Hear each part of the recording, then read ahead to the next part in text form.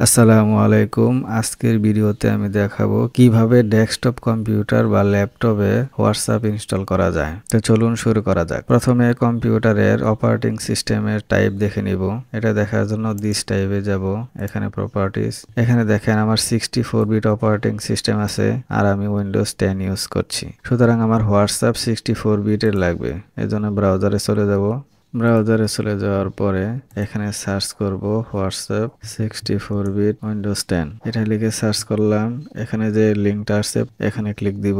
Click দেওয়ার পরে এখানে দেখেন ডানে এখানে ক্লিক দিব। ডাউনলোড। ওকে, ডাউনলোড শুরু হয়ে গেছে। এখানে ওপেন ফোল্ডারে গেলাম। আমার হোয়াটসঅ্যাপ ইনস্টলার এটা ডাউনলোড হয়ে গেছে। এখন এখানে রান এস অ্যাডমিনিস্ট্রেটর হিসেবে রান করব। ইয়েস, আপনারা চাইলে মাইক্রোসফট স্টোর থেকেও ডাউনলোড করতে পারেন। মাইক্রোসফট স্টোর থেকে ডাউনলোড করার জন্য মাইক্রোসফট স্টোরে যাব। মাইক্রোসফট স্টোরে গিয়ে এখানে হোয়াটসঅ্যাপ লিখে সার্চ করব। হোয়াটসঅ্যাপ লিখে সার্চ করার পরে এই যে লোগো আসছে এই হোয়াটসঅ্যাপ এখানে 4.7 এটা রেটিং দেওয়া আছে। এখানে ইনস্টল দিব। এখন এখানে ইনস্টল দেওয়া শুরু হয়ে গেলে আমরা একটু অপেক্ষা করব। এটা ডাউনলোড হবে এবং ইনস্টল হবে। এখন ইনস্টল করা কমপ্লিট। এখন ওপেনে ক্লিক দিব।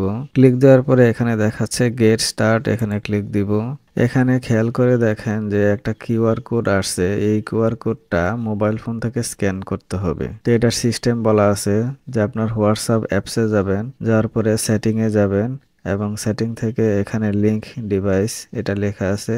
এখান থেকে আপনি কিউআর কোডটা স্ক্যান করতে হবে। তো আমি আমার মোবাইল ফোনটা এখানে কানেক্ট করি এনিডেক্স দিয়ে, তারপরে দেখাচ্ছি কিভাবে করতে হয়। এখন চলে যাব আমি হোয়াটসঅ্যাপে। হোয়াটসঅ্যাপে চলে গেলাম।